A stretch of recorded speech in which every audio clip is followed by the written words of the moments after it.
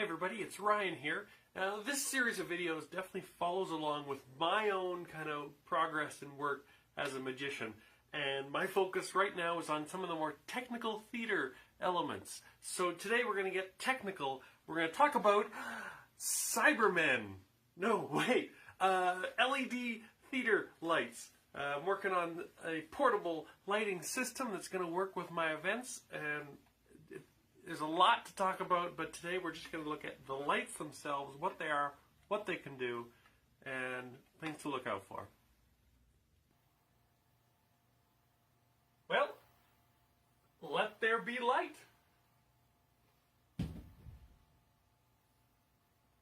So I'll tell you right now, what you're going to see on video is probably not the same as what will be happening here in the studio. Yes, these lights are very bright, but there's no way I'm as washed out as you're seeing right now. So what I'm trying to do is have a very portable lighting solution that I can set up to turn a gymnasium or a banquet hall or whatever empty room into a theater for the night. So I'm looking for a very portable and very basic set of lights that's going to be able to do what I want to do. So let's talk about the lights that I have right now and pros and cons of those lights. So behind me right now, I have 4 LED par cans. So I've turned off the lights so we can actually get a look at the lights themselves. So I have 2 types of lights here, and then the same 2 on this side. Just different models of LED par cans. So let's look at some of the details of these. Now, the first thing you'll notice is that LED par cans are not a single light. Now, these ones, in particular, this one is a 4-in-1 LED, and this one is a 5-in-1 LED. And what that means, you may have seen older LED lights that would have a lot of little individual LEDs, like the little tiny LEDs that electronics would use. Little tiny LEDs and like hundreds of them, little spots. And when you turn them on, some of those LEDs might be red, some of them might be blue, some of them might be green, and by changing how bright the red is or how bright the blue is, you'd be able to get different colors. These ones are a little bit different. Each of those LEDs is a 4-in-1, meaning it can produce 4 colors from the same light source. So that allows you to mix colors with a lot more precision and a lot more evenly. Let's just turn it on and see what we can do. Okay, so here's the situation. This light I've got facing towards the camera. I've got the identical light facing the wall, which is making this spot here. Again, the color on the video is different than reality. You see a bit of a fireball effect in the video where it's yellow to red, but if you were here in person, that would be solid red. I don't know why the camera does that, but nonetheless, we'll march forward. So, as I said, these LEDs are 4-in-1. So right now you see all 8 of those shining the same red light. Take my word for it, it's red. But they're all making the same from the same source. Now, if I take down the red and I take up the green, it's the same 8 lights now making a pure green light. And again, if we cut that down, I can turn up the same 8 lights now making blue. So it's not mixing and matching between different LEDs. It's the same 4-in-1 LEDs making that same color. And the reason they're 4-in-1, they do RGB, but also W, which is white, and they will do a pure white light. So, that is an important thing to look for when getting LED lights. Because if you get the individual diode mix and match LED lights, depending on the color you're using, the light might be stronger or weaker. So, for example, it's really hard to get a strong red color out of those lights because you're only using 30% of the lights, and it's not able to really push out red. With this one, you can really give it full force red light, or any color. Now, The 4-in-1 lights don't just do those 4 colors. You can blend within those lights. So if I take all my red and all my blue, now we're getting a purple light. But again, all the bulbs are working together in order to do this. If I take down the blue and bring up the green, that gives us, well, it should give us a yellow light, according to color theory, but it doesn't. You can even see on the video, this is more green than it is yellow. And that is a limitation of the RGB color mixing, and certain lights do better and worse at other situations. So let's have a look at the light next door. So the smaller light next to the one we were just working with is a 5-in-1 light.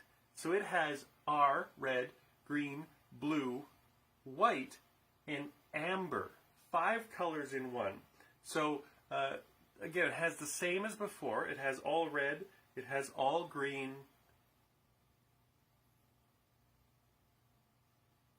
it can do all blue, it can do all white, and it can also do a pure amber color. And this is not mixing any of the colors. This is one of the pure colors it can do. And you can mix in the amber with the rest of the colors. So why would you want amber in your lights? Well, as performers on stage, the primary thing we want lights for is to illuminate our performance area.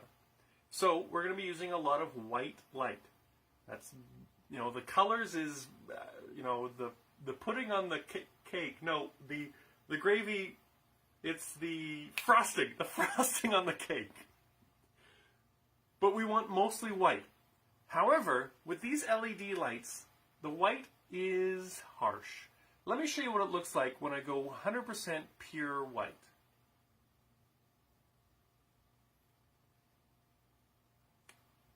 This is 100% pure white. All the lamps are individually cranked up with their white values. Again, it's hard to really tell on the video, but here in person, it is clinical. This is harsh. This is cold. This looks like you're in a hospital. It's not the kind of light you feel comfortable in. It's too white. So with the amber light specifically, and with the color mixing from the rest of the lights, you can do what they call in theater a warm white. Moves over to that. So there's more yellows, there's more reds in the light. And if you were to just walk into the room, I mean this, for example, this is skewed a little bit heavily towards the yellows, but if you were to go into a room, you wouldn't look at this as colored light. Just like in your home, the fluorescent light might be a more pure white, whereas your dining room chandelier might be more of a yellow light. But we all kind of think of it as white light. But doing this warm white can have a big impact on your show. It lends itself to a more comfortable feel. And certain people say a funnier show if it's lit more warmly. It makes your personality come across better, as opposed to the more dramatic blue, this like almost bordering on blue solid light. This is more dramatic, more piercing, more punchy, whereas this is more mellow, more calm, more relaxed. Now this whole time, if you listen close, you might be able to hear the lights going. Now, if you're sitting in an audience for a show, if you happen to be sitting near the lights, you probably don't want to be listening to the sound of fans, and that's what this is. Fans keeping the lights cool, keeping them within their operating temperature. This is part of my learning process of lights. What you're hearing is the first light that I got. It's this one that's making all the noise. A good chunk of the noise. I'm just going to unplug it and listen for the drop in volume.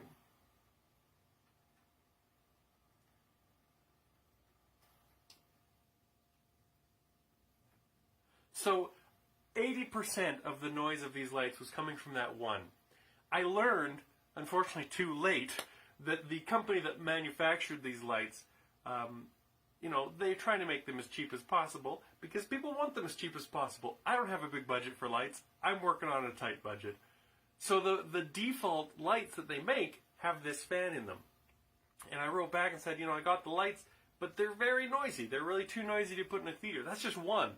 Imagine, 4 of them or 2 of them side by side. So I said, they're too noisy. And they said, oh, well, we have our professional lights, which have a better quality fan in them. They're much quieter. I said, okay, great. So that's what you're hearing now. This one, the 5-in-1 amber light, has the higher quality fan. I measured it actually earlier today. It is 1/4 the noise of that one. So that's a much more reasonable thing to have. But let's go one step further. I'm going to unplug this 5-in-1 and listen close.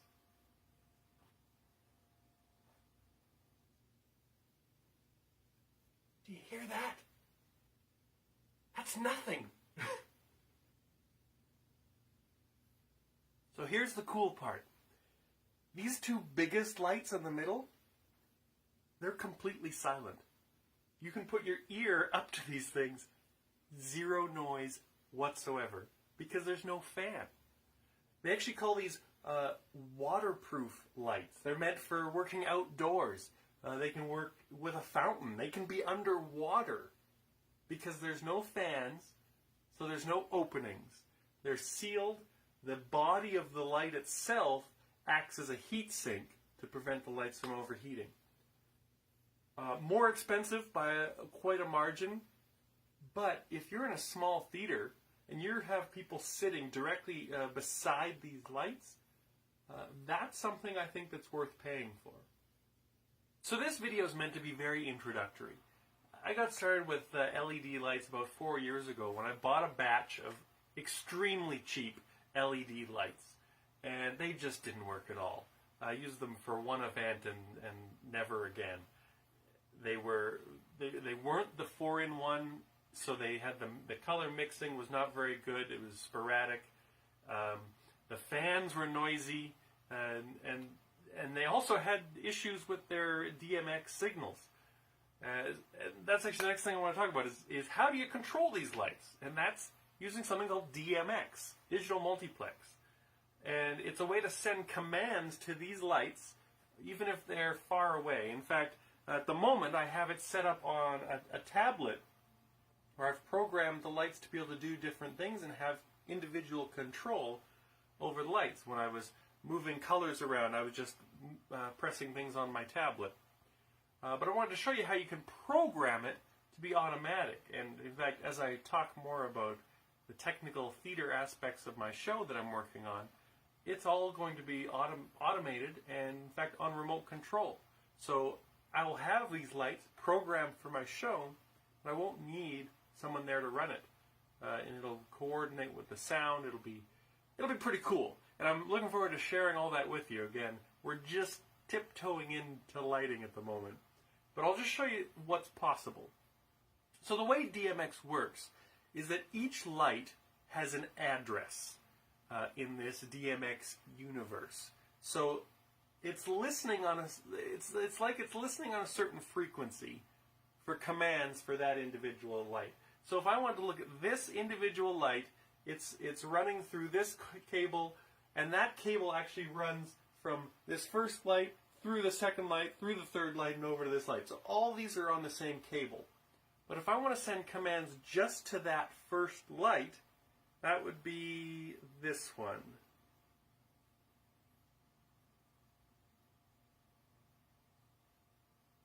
So I can change just the color of that one. Because it's programmed to a certain channel of DMX. So if each light has its own channel, I can tell to do different things, and I can tell it to run a program. So, for example, I've just set up a couple demonstrations. If I had a mystical scene in my show, I could program the lights to do this. If you watch for a moment, the lights are in fact moving a little bit. They're pulsing, and again, it's hard to see on video, but the colors are shifting just subtly. It's like water, or I could see this being a very fantasy scene, and it's doing that automatically. The program is sending out those commands, keeping those lights going. Or if you had a part in your show that's more tense, more dramatic, you could recreate a heartbeat. Boom. Boom. Boom. You can do all this at the push of a button.